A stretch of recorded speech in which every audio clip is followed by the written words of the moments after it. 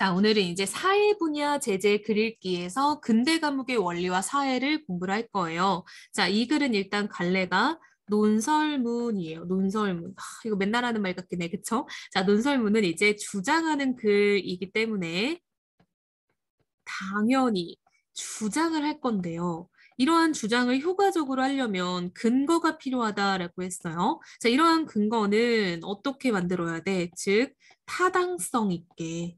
남들이 믿을 수 있게 신뢰성이라고 했죠. 그래서 타당하고 신뢰할 수 있는 정보를 주면서 내 말을 좀 이제 주장을 해야 된다라는 거죠. 자, 그러다 보니까 내가 하고자 하는 말에 대해서 어떤 정도의 설명이 필요하죠. 설명적 성격이 당연히 있고요. 이 작품은 이제 감옥에 대한 묘사가 많이 등장해서 묘사적이고요. 되게 많이 분석해서 이야기를 할 거예요. 그래서 이런 측면을 좀 봐야겠다라는 거죠.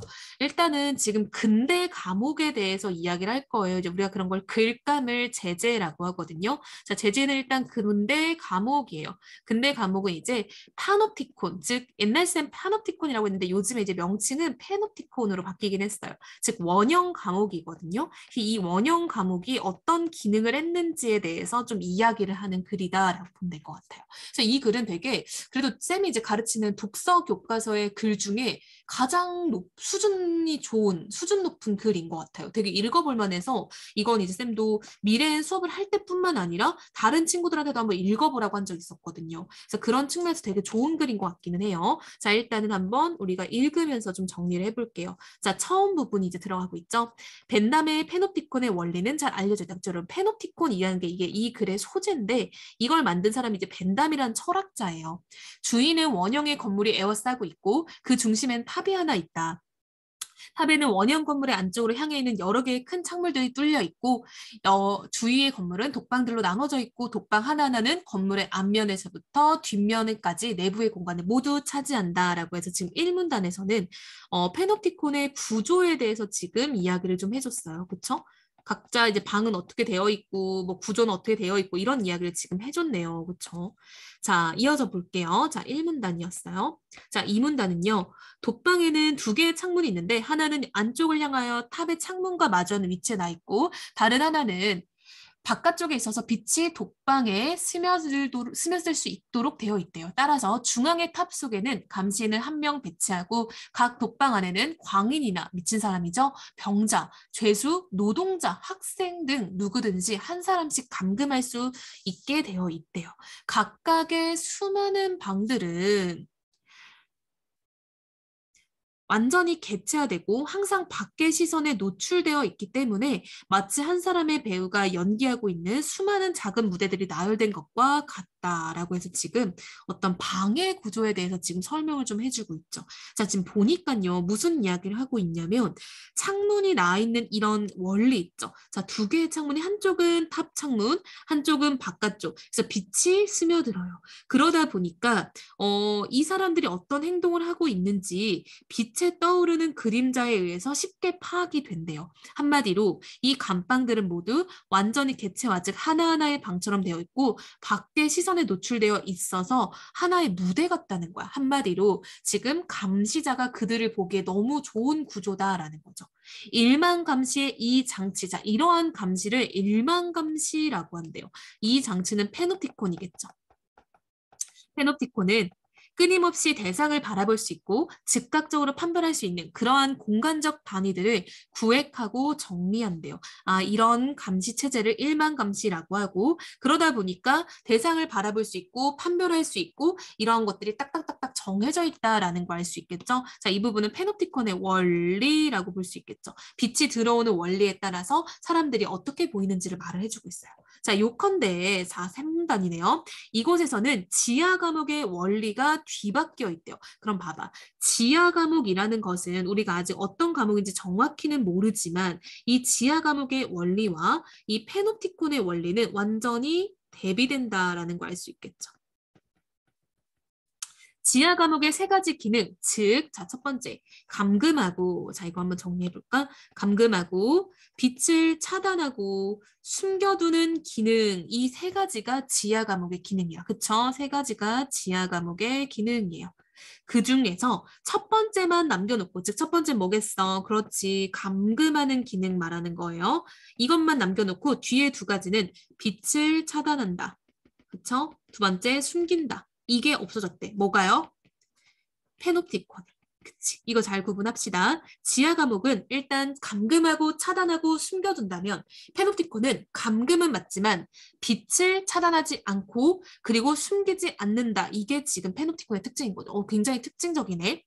일만금시 감옥에서는 한마디로 페놉티콘 말하는 거예요. 페놉티콘에서는 충분한 빛과 감시자의 시선이 지하 감옥에서 보호구실을 하던 어둠의 상태보다 훨씬 수월하게 상대를 포착할 수 있게 한대요. 자, 이 부분의 글은 지금 지하 감옥과 페놉티콘을 비교해서 차이점을 이야기하는 부분이라고 볼 수 있겠죠. 자, 여기까지가 첫 부분이었어요. 자, 글의 초반부에서 지금 무슨 얘기를 했냐? 페놉티콘의 구조에 대해서 이야기를 했고요. 두 번째, 페놉티콘의 원리에 대해서 얘기하고 페놉티콘이 기존 과목과 어떤 차이가 있는지를 얘기했어요. 자, 이젠 본격적으로 중간 부분으로 들어가 볼게요.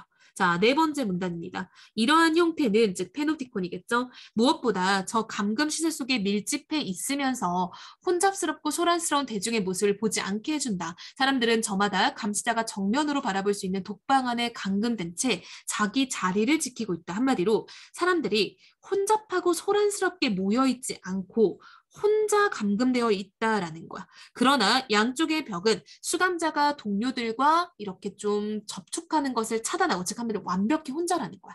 감시자는 수감자를 볼 수 있지만 수감자는 감시자를 볼 수 없다. 이것도 특징이죠. 즉 감시하는 사람은 수감자, 갇혀있는 사람들이 잘 보이지만 갇혀있는 사람들은 누가 나를 보고 있는지 모른다는 거예요. 그는 정보의 대상이 되는 자, 이거 잘 봅시다. 그는 누구겠어? 수감자죠. 갇혀있는 사람들은 정보의 대상이 되긴 하지만 정보 소통의 주체는 되지 못한대. 왜냐하면 이 수감자는 감시자를 볼 수 없기 때문에 한마디로 관계가 일방적이다라는 거죠. 감시자는 언제든지 수감자를 볼 수 있지만 수감자는 감시자를 볼 수 없다. 중앙탑과 마주하도록 방을 배치함으로써 일종의 축을 형성하는 가시성이 강요되는 반면 이 가시성은 누굴 위한 거야?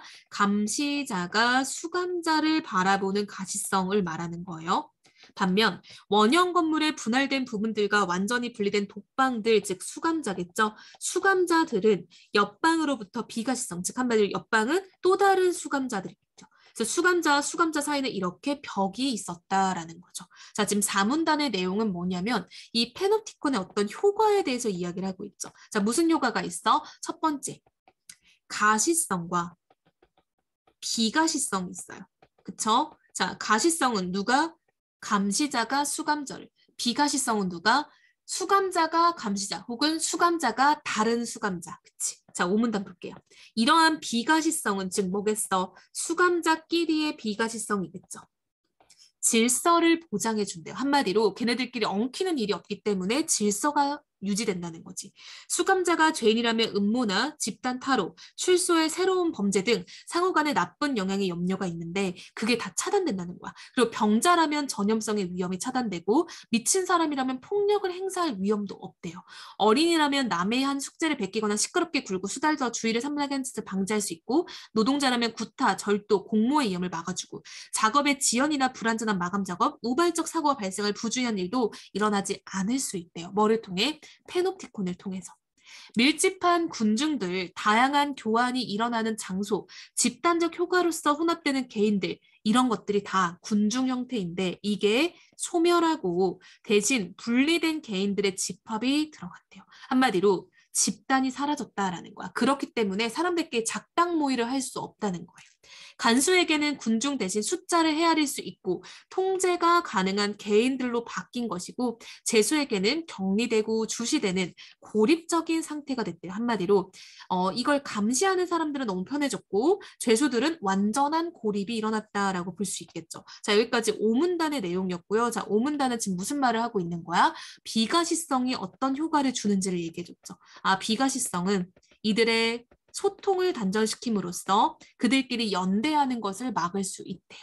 자, 6문단 가볼게요. 2로부터 1만 감시 감옥, 즉 페놉티콘이죠. 효과가 생겨난다. 감금된 자는 수감자예요. 권력의 자동적인 기능을 보장해주는 가시성의 지속적이고 의식적인 상태로 이끌려간다. 한마디로 감금된 자는 계속해서 누군가가 나를 쳐다보고 있다라는 거를 스스로 의식하게 된다는 거야. 자, 이 부분을 이해를 잘해야 돼요. 이게 좀 이 작품에서 어려운 부분인데 가시성의 지속적이고 의식적인 상태로 이끌려 들어간다라는 말은 이꼴 수감자는 감시를 스스로 의식한다라는 거야. 즉, 내면화한다라고 보면 돼요. 감시작용을 중단하라도 그 효과는 계속된다. 왜요? 스스로 계속 누가 날 지켜보고 있을지 몰라라고 생각하는 거야. 무슨 말이냐면 잘 봐, 여기를. 감시작용을 중단하라도 효과가 계속된다라는 거는 한마디로 감시자가 어느 날 자리를 비운 거야. 그래서 아무도 날 쳐다보고 있지 않아. 근데 나는 걔가 자리를 지키고 있는지 안 지키고 있는지 몰라요. 모르니까 끊임없이 나는 감시당하고 있다라는 생각을 하는 거야. 무슨 말인지 알겠죠? 스스로 그런 이제 자각 상태에 빠지는 거야. 나는 감시당하고 있었고 언제 어떻게 나를 지켜보고 있을지 모른다라고 스스로를 옥죄게 된다는 거야. 권력의 완성이 그 행사의 현실성을 점차 약화시킨다. 자, 이 부분도 애들이 굉장히 어려워. 잘 봐. 권력의 완성이 그 행사의 현실성을 점차 약화시킨다라는 건 무슨 말이냐면 수감자가 스스로 의식을 하는 상태가 된다면 이게 권력의 완성이야. 그 행사라는 거는 원래 진짜 감시를 해야 되잖아. 그치? 근데 이 진짜 감시를 할 현실성을 악화시킨다. 즉 진짜 감시할 필요가 없다게 되는 거야. 계속 감시하다가 어느 날 며칠 자리를 비워도 수감자 입장에서 나를 보고 있는지 안 보고 있는지 모르기 때문에 혼자서 알아서 계속 조심하는 상태가 돼요. 그러다 보면 당연히 감시자 굳이 돈 줘서 쓸 필요 없을 것 같은데 라고 생각한다는 거지. 권력을 행사하는 사람과 상관없이, 즉 누가 감시하든 상관없이 이런 말이야. 예를 들면 감시자 자리에 마동석이 감시를 하는 거야. 졸라 무섭죠. 조심해. 근데 어느 날은 웬 애기가 와서 앉아있어. 그래도 어차피 수감자는 모른다는 거야.